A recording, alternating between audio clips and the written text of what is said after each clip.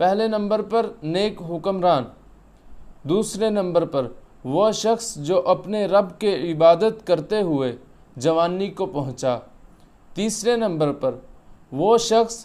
جس کا دل مساجد میں لگا رہتا ہے، چوتھے نمبر پر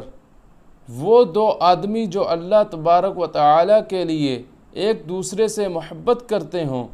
وہ اللہ تبارک و تعالی کی محبت میں ملتے ہوں اور اللہ تبارک و تعالی کی محبت میں الگ ہوتے ہوں۔ پانچویں نمبر پر وہ شخص جس کو ایک اقتدار والی اور حسن و جمال والی عورت نے گناہ کی دعوت دی اور اس نے کہا میں اللہ سے ڈرتا ہوں۔ چھٹے نمبر پر